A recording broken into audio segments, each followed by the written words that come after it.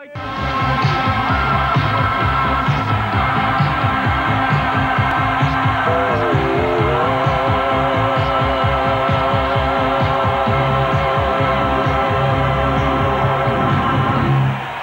4 New York presents a Big Apple salute. The New York Mets, 1986 world champions. Here are Chuck Scarborough and Pat Harper. Good afternoon. Well, the Mets are the champs, and the party is just beginning. Yeah, the Mets and all of their fans are still soaring from the thrill of last night's 7th game victory over Boston. The 8-5 win at Shea was the crowning jewel in an absolutely sparkling season that began in the chill of April and then ended a few days before Halloween. Trick or treat, Sox. After trying to get a few hours of sleep and showering off the champagne that soaked them from head to toe, the Mets will be saluted in a parade through lower Manhattan that's about to get underway right now. The caravan of cars will roll on Broadway at Battery Park near Bowling Green. It then heads north on Broadway to Chambers Street to a ceremony on the steps of City Hall. And, of course, you'll see all of that right here on Channel 4 in just a few minutes.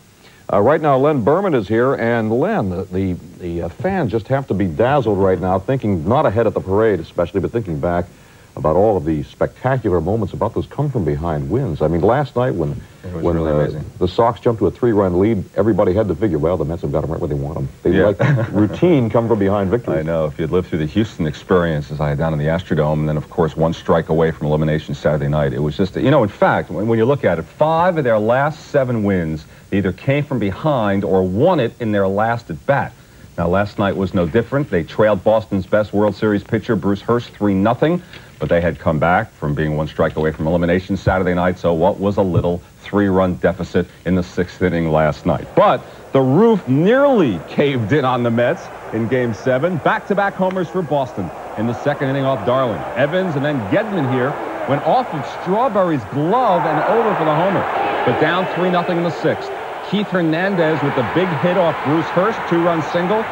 Carter followed that with an RBI single to right.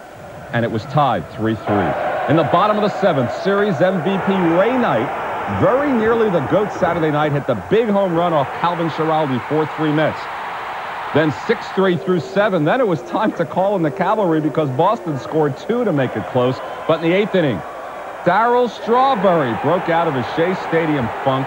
He crushed a towering homer to make it 7-5. Final of 8-5. Orozco got Barrett. And the celebration was on. It sure is.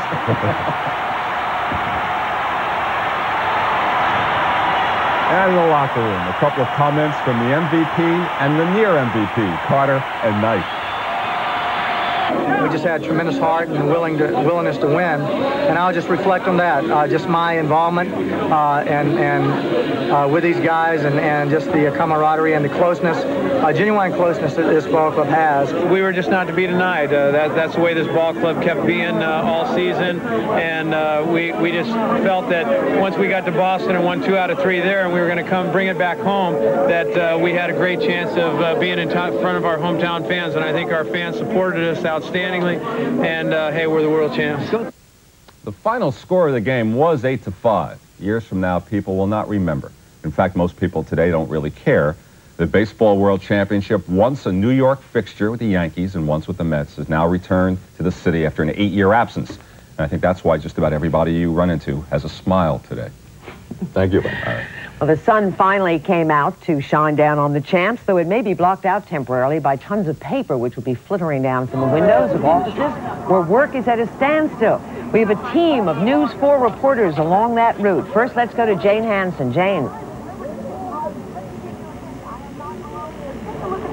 Jane? People aren't at all excited here. They've only been lining up since 9 a.m. and perhaps some of the more excited people happen to be right here. Maybe you know the guy with the Mets cap on. Did you celebrate last night, Mayor? Well, I was at the stadium, and I must say that I've rarely been as excited as I was last night. It was very special. New York City, international capital. Today, it's a small town brought together by the Mets. The mayor said a few moments ago that if champagne could grow hair, he'd have a full head. See? Also with us, Fred Wilpon, who is, of course, one of the owners of the Mets, who today must feel absolutely ecstatic. I sure do. I feel ecstatic for the Mets. I also feel ecstatic for New York City because I think this pulls everybody together. And I'd like to just tell you that Ben Ward, who is over to my left here, who is in charge of security for the city, did one heck of a job. We had our fans and our people shown as real fine people, New Yorkers, and the world should see that.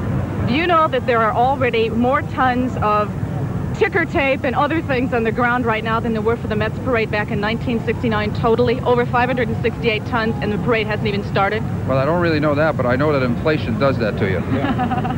Governor Cuomo, you look like you've been celebrating as well. What do you mean I look like I've been celebrating? Yes, I haven't stopped. It was a magnificent moment for the city and for the state, because the whole state was behind the Mets. And all that ticker tape, you know what it says? Every piece of it has the same message on it, because this is New York. It was wonderful, but we expect you to do it again next year.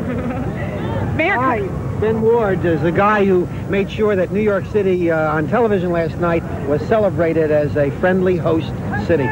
how much security do you have out here today to make sure that things go smoothly today as well? About 2,100 people, police officers out here now, but we can double that at a moment's notice, so we'll have enough.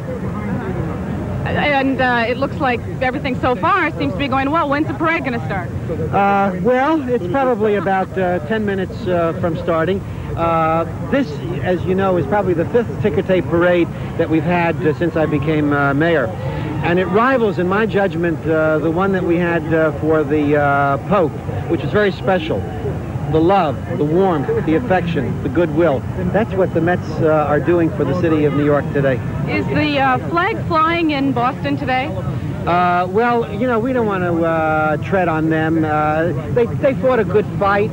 Somebody's got to win. Somebody's got to lose. It's better to win, Ray. Well, congratulations again, Mr. Wilpon, and thank you all. And now we're going to go down to David Diaz, who is on Wall Street, and perhaps he's in the middle of the blizzard and the people. David? Thank you, Jane. If you see the picture, you're looking at the spires of Trinity Church with a garland of ticker tape. And how many times haven't we seen that in New York City? The crowd full of anticipation. They're waiting for their Mets, and they can't seem to wait any longer. They've been cheering, already drowned in ticker tape, pieces of paper littering the street. A little while back there was a sign that said, Mets for mayor. Except, of course, you know, the Mets are already occupying an important position in the world, and that is world champions of baseball. Some of the people have been here since 2 o'clock in the morning, overnight, wandering around the Wall Street area as it was deserted, just to be here. An awful lot of young people who have obviously cut classes. There's been a lot of talk about the World Series this year, all the games being at night, and people saying that young people didn't get a chance to see them because it was past their bedtime. Well, a lot of young people are making up for it. If this year they didn't have to cut classes in order to see the game, they certainly took this opportunity, cut class, and come here to be here today. One woman from Staten Island authorized it. She brought her son here. She said this was one thing she could definitely feel good about, having her son and her daughter cut class for this event. Everybody's amazing Mets. People are in love. They're waiting to see when the parade will start. And it'll be interesting to see just how this canyon of champions and the canyon of money ball players and money makers reacts when the Mets finally get here. This is David Diaz on Wall Street. Ellen Fleischer is just a little bit north ahead. Ellen, up at Maiden Lane. David, here at Maiden Lane, the confetti of choice appears to be ripped up yellow pages, computer printout, and of course the old standby toilet paper. And right now, standing by with me are a group of gentlemen, a quartet from Manhattan East 3 Garage. These men are going to be responsible for the big cleanup that comes later on. Now, you've been a sanitation man for years. All of you have. Have you ever done a ticker tape parade before? No, we're ticker tape virgins. This must be a real challenge for you today. Very challenged. We're up for it. We're ready. The Mets weren't able to win it in a clean sweep, but we're going to today. Well, you got your lines down today, too. Pretty much, yeah. When you got up this morning, did you do any special push-ups, sit-ups to get ready for today's work? No, we do this every day. We clean up New York. This is nothing new. We're going to take this with no problem at all. The Mets did it, so can we. Is it going to be an overtime day today? If the way it looks, yes. The way it's coming down, we're not going to be able to do this in 8 hours. We're going to be here for quite a while. Okay, so the city payroll should be warned. Any special challenges for you today in facing this? No special challenges, no. You're confident you can do the job? We'll do the job. Oh, of course we can do the job. We always do the job. We'll get it clean. New York